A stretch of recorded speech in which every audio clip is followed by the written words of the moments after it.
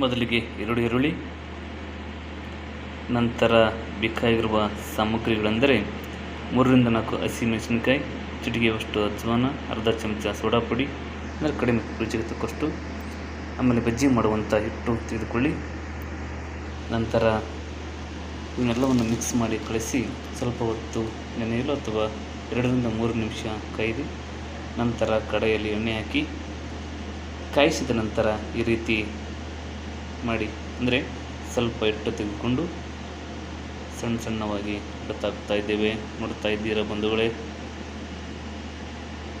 ಎಣ್ಣೆ ಕಾದಿದೆ. ಇದರಲ್ಲಿ ಸಣ್ಣ ಸಣ್ಣದಾಗಿ ಬಜ್ಜಿಯನ್ನು ಇಡುತ್ತಾ ಇದ್ದೇವೆ.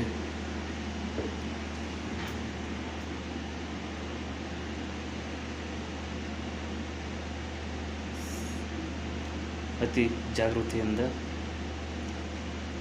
ಕೈಗೆ ಎಣ್ಣೆ ತಾಕದ ಹಾಗೆ ಮಿರ್ಚಿಯನ್ನು ಕಡೆಯಲ್ಲಿ ಹಾಕ್ತಾ ಇದ್ದೇವೆ.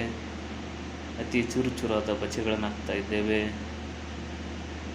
ಇವಾಗ ಅದು ಕಂದು ಬಣ್ಣಕ್ಕೆ ಬರೋವರೆಗೂ ಕೂಡ ನಾವು ಅದನ್ನು ಕಾಸ್ತಾ ಇದ್ದೇವೆ. ನೋಡ್ತಾ ಇರಬೇಕು, ಅದು ಒತ್ತುವಷ್ಟು ಕುದಿಸ್ಬಾರ್ದು. ಹಾಗೆ ಕೈ ಆಡಿಸ್ತಾ ಇದ್ದೇವೆ. ಇದರಲ್ಲಿ ನೀವು ನೋಡುತ್ತಾ ಇದ್ದೀರಾ ಚೂರು ಚೂರು ಬಜ್ಜಿ.